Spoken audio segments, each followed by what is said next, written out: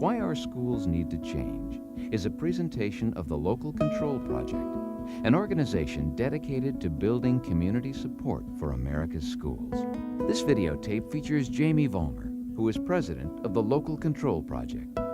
Jamie has traveled extensively across America as a keynote presenter, inspiring educators and community groups with his timely message.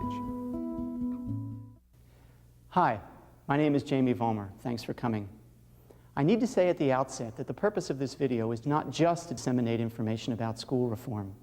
The real purpose is to gather people together who will listen to the issues and then once the tape is done, discuss them among themselves. The value, if any, in this video will spring from these discussions. Schools all across America face very difficult problems, and we have a tendency to look to others for the answers to those problems, the government, or universities, or consultants like me. I maintain that the answers to these questions that all of our schools, and as a matter of fact, all of our communities face, don't lie outside of ourselves. The answers lie inside our own hearts and minds, and we must come together to find them together. Come on in.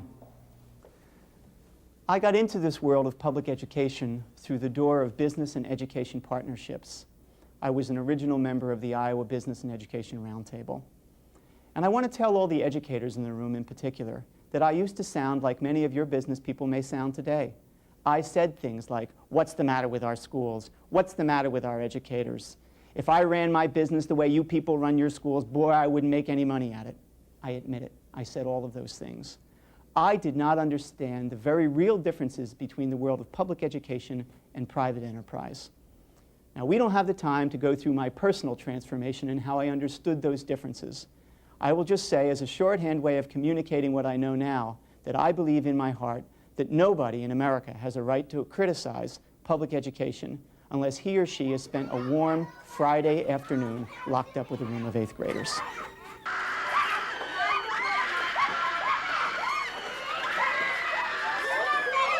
Before I go much further, I want to highlight what is for me a very important point.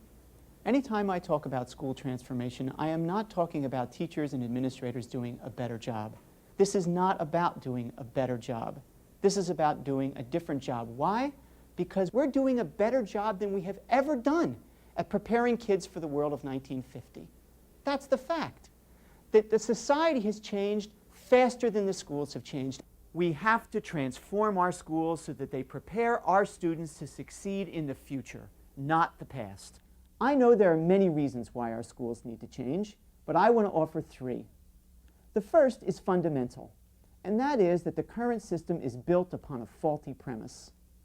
The second reason is more narrow, but I believe it's compelling. We must transform our schools if we are to maintain our ability to successfully compete in the global marketplace.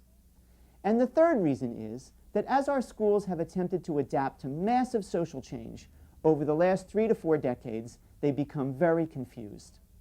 Regarding the faulty premise, the system of education we have today began to be built 100 years ago. In 1893, a group of Ivy League college presidents came together for the purpose of reshaping America's schools. They called themselves the Committee of 10. Gives me the willies just thinking about a group with a name like that. This group believed that a new system needed to be created to replace the loose network of small, locally controlled schools that were spread across America. Their basic premise was that the new system needed to be designed for the purpose of sorting young human beings according to their academic ability. Step by step, they built the system we have today. As a result, what we get year in and year out in every school district in America is a graduating class that looks like this. This is a chart from a typical American high school. It shows the breakdown of grade point averages of graduating seniors periodically sampled over a 25-year period. I guarantee you that your graduating seniors look just like this. And I'm willing to bet the farm that everybody in this room remembers exactly where you sat on this chart when you got out of school. Here are you A's, here are all you B's, up here are all you C's, one of the few places it's not lonely at the top, and here are all the people who just squeaked by with D's. This is the distribution of grades that you get every time if you set up a system of education designed to select and sort kids. So, you may say, what's the problem? Where's the faulty premise? Aren't some people smarter than others? Yes, absolutely. As a matter of fact, in the general population, intelligence is distributed across a bell curve just like this. The problem, ladies and gentlemen, is so fundamental that we have a tendency to look past it and treat its symptoms. The problem is that the Committee of 10 and all of their followers were wrong. The purpose of education is not to select and sort human beings on any basis. It's not a race. The purpose of education is to help people learn what it is they will need to know in order to successfully assume the various roles of an American adult. We need a system that serves this purpose.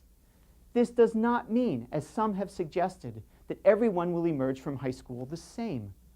I happen to have the smartest and cutest second-grade boy in this country, and my child will always do better than your child.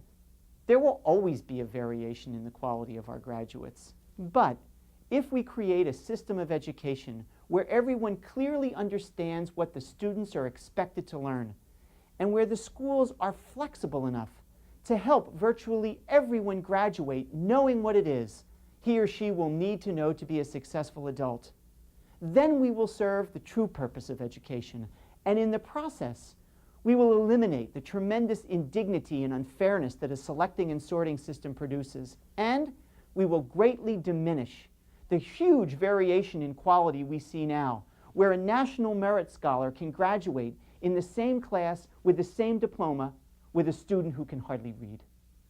This brings me to my second reason for changing our schools.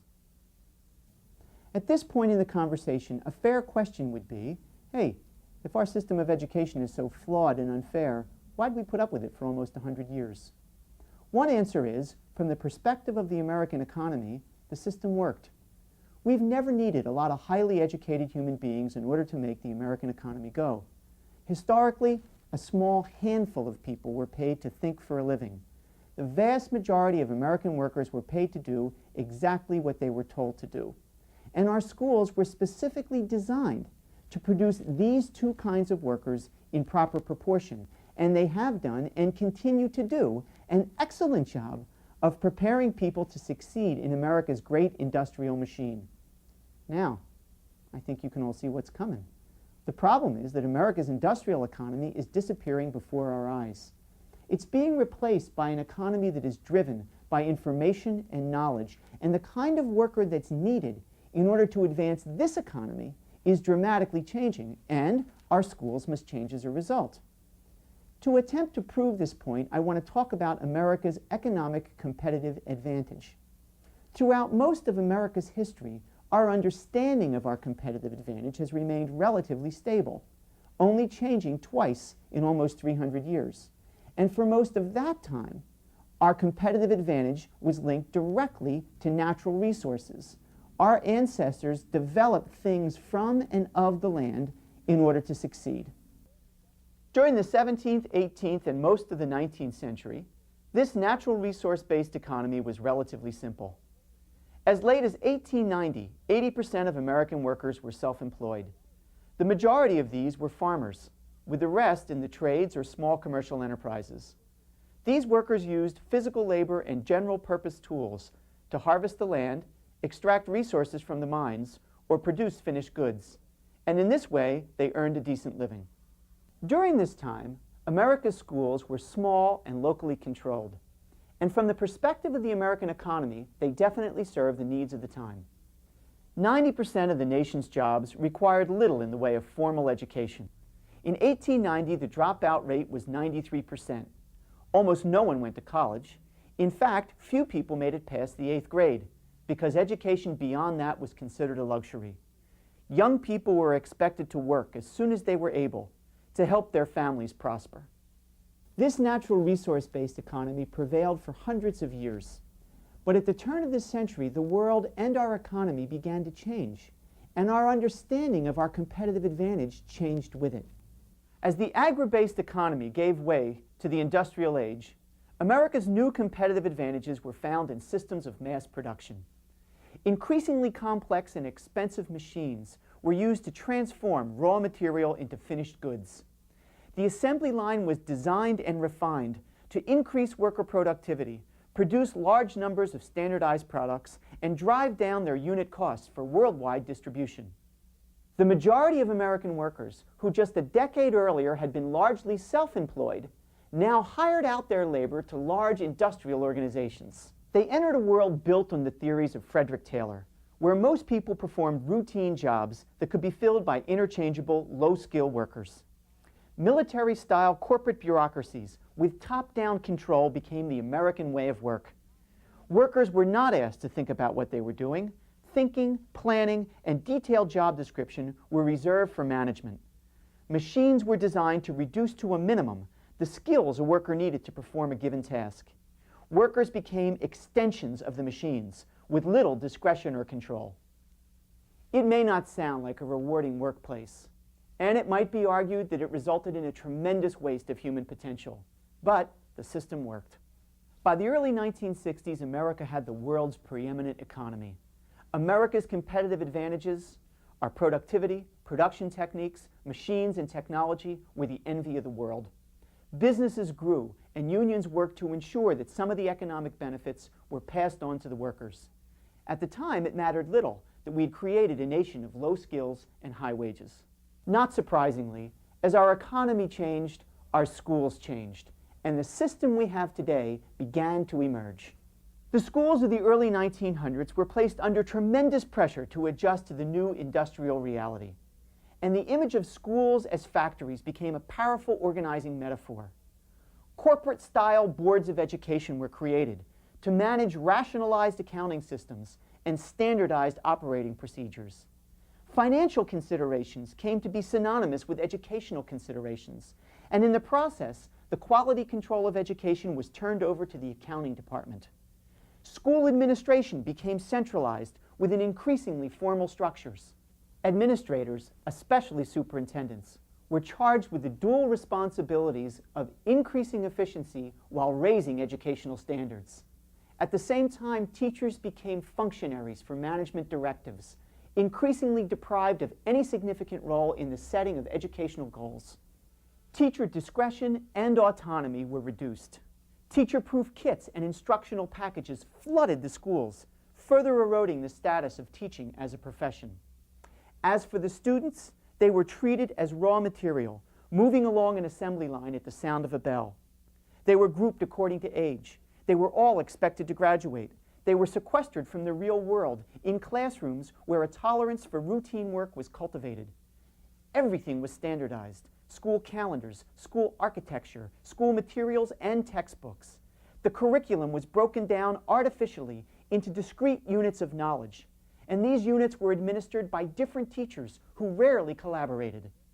An orgy of standardized testing swept the nation's schools. In the 1920s, the IQ test first appeared, and the possibility of measuring an individual's intelligence with a short, simple test captured the imagination of the American public. This test and others like it became powerful tools in the selecting and sorting process.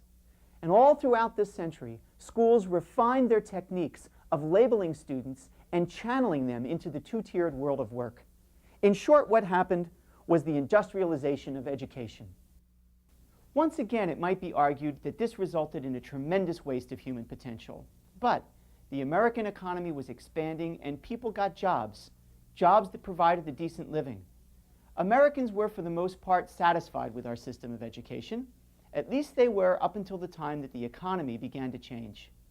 Now, for only the second time in American history, and for the first time in our lifetime, our understanding of our competitive advantage has changed again. In the late 1800s, we moved from natural resources to technology. Today, our understanding of our competitive advantage has moved from technology to people.